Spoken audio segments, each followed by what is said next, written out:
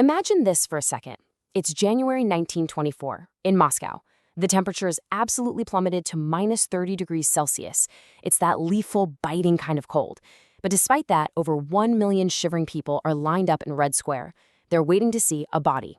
Vladimir Lenin, the very father of the Russian Revolution, is dead. And while the whole nation is reeling in shock, behind the closed doors of the Kremlin, the mood is, well, it's sheer terror.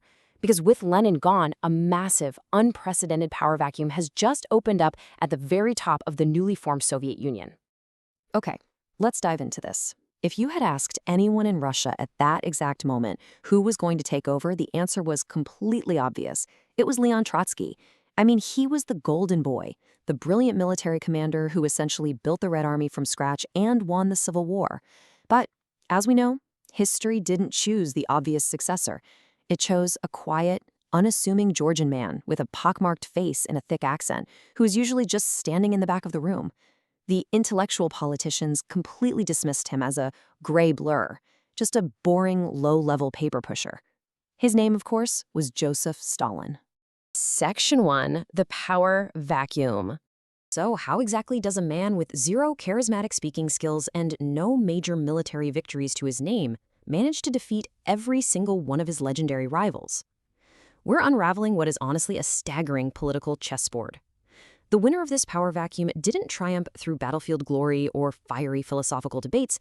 He won because he understood exactly how behind-the-scenes administrative leverage actually works. To put the sheer scale of that leverage into perspective, think about this number, 160 million. Within just 5 years of Lenin's death, that quiet paper pusher gained absolute, unstoppable control over 160 million people.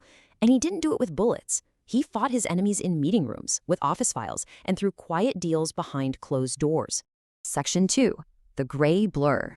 Let's look at his incredibly unlikely origins. Stalin wasn't even Russian. He was born Iosif Jugafashvili in a total backwater town called Gori in Georgia.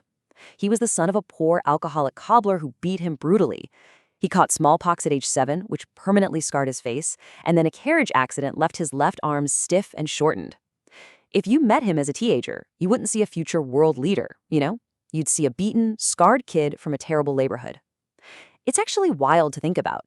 But while other revolutionary leaders like Lenin and Trotsky were living safely in luxury exiles in Western European cafes writing their books, Stalin was out on the front lines doing the absolute dirty work.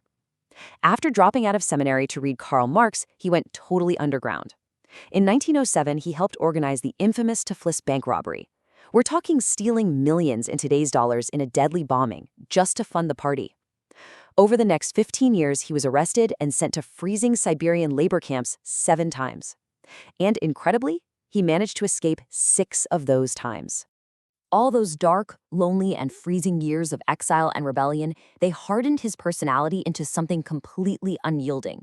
It was actually during this time that he dropped his birth name entirely and adopted a secret code name. He called himself Stalin, which in Russian translates to man of steel. Moving on to Section 3, Comrade File Cabinet. Now, what's really interesting about this next phase is what happens in April 1922. The communists have won the Russian Civil War, but the country is just a shattered, disorganized mess. Lenin desperately needs someone to manage this massive new bureaucracy, so he hands Stalin a brand new job, general secretary.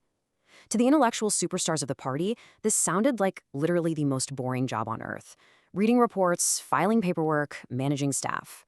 Trotsky and the others practically laughed at him. They mockingly called him Comrade File Cabinet. They honestly thought he'd been handed a dead-end desk job. But in reality, it was a Trojan horse. Think about the actual power this gave him. Stalin controlled the party records, meaning he knew everyone's secrets and weaknesses. He controlled the meeting agendas, so he dictated what got discussed and what got ignored.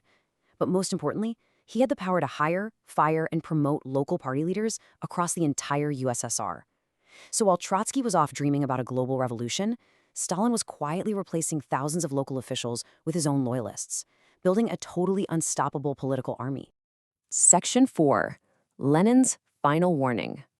This brings us to the terrifying suspense of late 1922.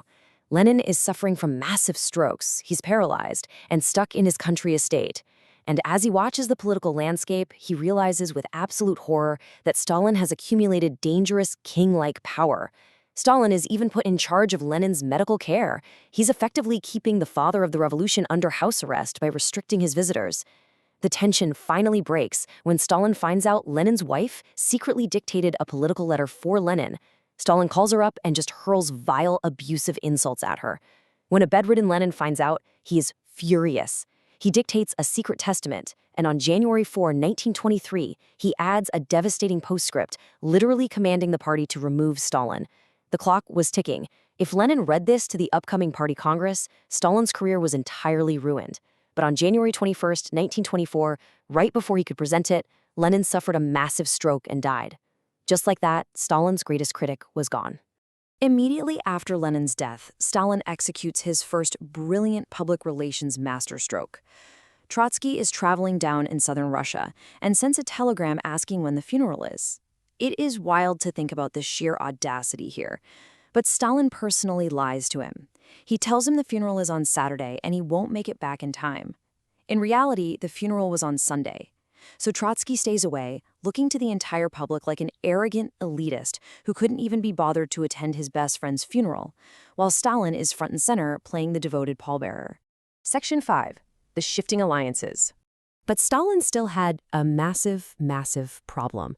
In May 1924, Lenin's widow delivered that damning secret testament to the Central Committee. Stalin's career was basically hanging by a thread.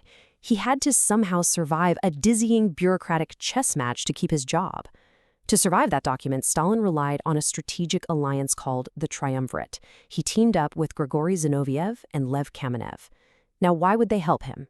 Because they completely underestimated Stalin, and more importantly, they were utterly terrified of Trotsky's military power. They wanted to block Trotsky so badly that Zinoviev and Kamenev stood up in the elite council, defended Stalin, and convinced the party to keep Lenin's explosive testament completely top secret. With his job saved, Stalin and his allies went straight on the ideological offensive against Trotsky. And the stark contrast in their messaging here is key. Trotsky wanted permanent revolution, which meant spending precious resources on endless foreign wars to trigger global communism. Stalin, on the other hand, pushed socialism in one country, a really practical, popular, and patriotic message about building a proud, powerful state at home. For a Russian population that was just exhausted by years of war, Stalin's idea was incredibly appealing. By January 1925, Stalin had completely defeated Trotsky ideologically and stripped him of his military command.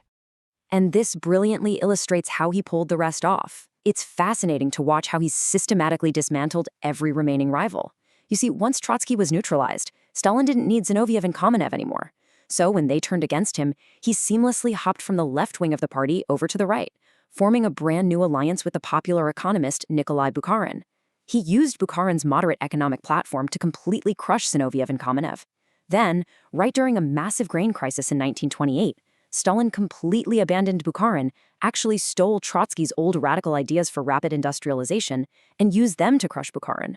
He hopped from the left to the right to solitary power. Which brings us to our final section, Section 6. Absolute Dictator. 50. By late 1929, the political chessboard was completely empty. Every single rival from the left, the center, and the right had been outmaneuvered and wiped out.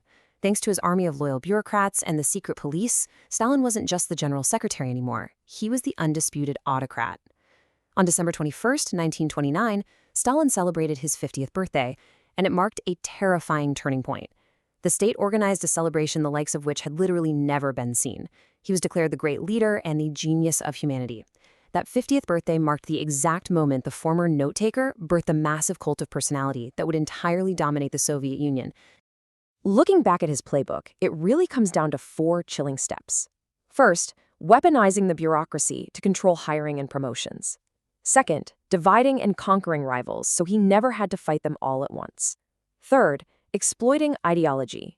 Policy wasn't about principle to Stalin. It was just a highly flexible tool for political survival.